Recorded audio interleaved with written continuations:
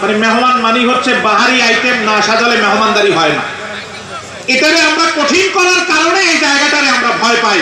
অথচ রাসূলের সাহাবীরা মেহমানদারিটারে কত সহজ করে দিয়েছিলেন।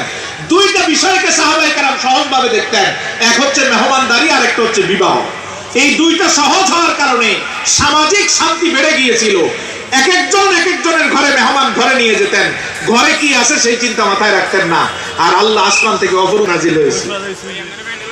সাহাবী তার একজন অথবা দুইজন বাচ্চা, ছোট একজন বাচ্চা, দুধের বাচ্চা, ঘরে দুপুরের খাবার নাই বিদায় দুপুরে খেতে পারে নাই, স্ত্রীও খায় নাই, ক্ষুধার্ত অবস্থায় রাসূলুল্লাহর দরবারে আসছেন। আসরের নামাজের পরে নবীজি নতুন মুহাজিরদের বন্টন করেন, কারণ মেহমানদারিতে আমার আল্লাহ দ্রুত খুশি হন। সুবহানাল্লাহ। মেহমানদারিতে আল্লাহ সুবহানাহু ওয়া তাআলা দ্রুত খুশি হন, উনি তো জানেন। এজন্য তিনি দুপুরে খায় নাই, ঘরে খাবার নাই, স্ত্রীরও খাবার নাই, রাতের খাবারের ব্যবস্থাও নাই, বাচ্চার খাবারের ব্যবস্থাও নাই, এত সংকট অবস্থায় আছেন। কিন্তু রাসূলের দরবারে কর্নারে বসে বসে মনে মনে বলতেছেন, আল্লাহ ভয়ে ভয়ে ঘরের দিকে যাচ্ছেন। ঘরে তো কোনো খাবার। ঘরে গেলেন, যাওয়ার পরে স্ত্রীর ডাক দিয়ে বললেন, স্ত্রী, আল্লাহ সুবহানাহু ওয়া তাআলা আমাদের, স্ত্রীকে বললেন, আল্লাহ সুবহানাহু ওয়া তাআলা আমাদের কল্যাণ চান বিদায় আমাদেরকে একজন মেহমান দান করেছেন। সুবহানাল্লাহ। আচ্ছা, এমন পরিস্থিতিতে আমাদের ঘরে একজন মেহমান নিয়ে ঢুকলে আমাদের অবস্থা কি হতো? হ্যাঁ, বুঝেন নাই? দুপুরে স্ত্রীকে খেতে দেই নাই, রাতের খাবার নাই, নিজেও তো খাই নাই, সন্তানের খাবার নাই, সন্তান কান্নাকাটি করে ঘুমিয়েছে, খাবার দিতে পারি নাই, এমন অবস্থায় আরেকজন মেহমান নিয়ে হাজির হয়েছি ঘরে, অবস্থা কি হতো? কথা কম, মানে চিত্রটা আমাদের সাথে তাদের পার্থক্যের জায়গাগুলো বুঝেন। অবস্থা ভালো হতো না খারাপ হতো? ক্ষেত্র বিশেষ। খাবারের খবর নাই, আসছে মেহমান। আল্লাহ যারে কল্যাণ দান করেন তার ঘরে একজন নেককার স্ত্রী দান করেন। সুবহানাল্লাহ। নবীজি সাল্লাল্লাহু আলাইহি ওয়াসাল্লাম বলেন, এই দুনিয়া পুরোটাকেই আল্লাহ ভোগের বস্তু দিয়ে সাজিয়েছেন, তার মধ্যে সবচেয়ে উত্তম ভোগের বস্তু হচ্ছে নেককার স্ত্রী। যার ঘরে নেককার স্ত্রী আছে তার ঘরে জান্নাতের সুখ আছে। সাহাবী বললেন, আল্লাহ আমাদের ভালো চান বিদায় মেহমান দিলেন। নেককার স্ত্রী সাহাবীর জবাবে বললেন, আলহামদুলিল্লাহ। খাবার নাই, মুখ দিয়ে আলহামদুলিল্লাহ বের হয়ে গেছে। মেহমান পেয়ে সাহাবীর স্ত্রী খুশি না বেজার?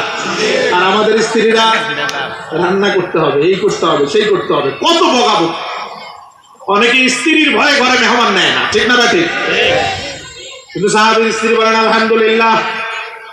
সাহাবায়ে কেরাম নেকের কাজে প্রতিযোগিতার ব্যাপারে আল্লাহ তাদেরকে বড় সহযোগিতা করেছেন নেককার স্ত্রী দিয়ে। তালহা রাদিয়াল্লাহু তাআলা খায়বারে যখন রাসূলুল্লাহর কাছ থেকে জমিটা পেলেন উপটোকন হিসাবে, যুদ্ধের গনিমত হিসেবে খায়বারের জমিটা পেয়েছেন। সবচেয়ে মূল স্পটে তালহা রাদিয়াল্লাহু তাআলার জমি, দাম অনেক।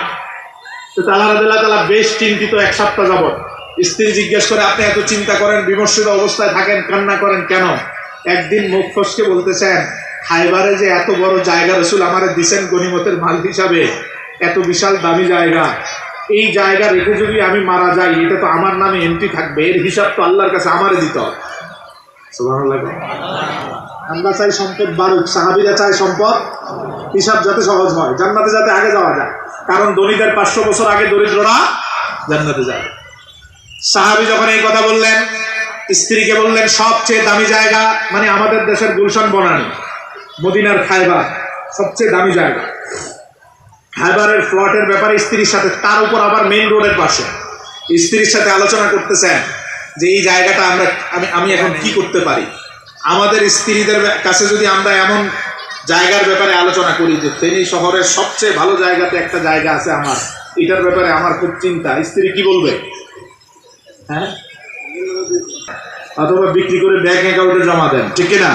যার থেকে আমরা চলতে পারি, সংসারে আর কোনো ধরনের চিন্তা না থাকে। কিন্তু স্ত্রী যদি নেককার স্ত্রী হয়, জবাবটা কি আসে দেখেন। তালহা রাদিয়াল্লাহু তাআলা স্ত্রী বলেন, আপনি এত চিন্তা করেন কেন? খায়বারের জায়গাটা বিক্রি করে দেন, যা আসে সব আপনার আত্মীয় স্বজনের দরিদ্রদের মাঝে বন্টন করে দেন।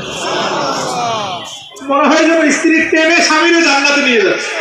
সুবহানাল্লাহ।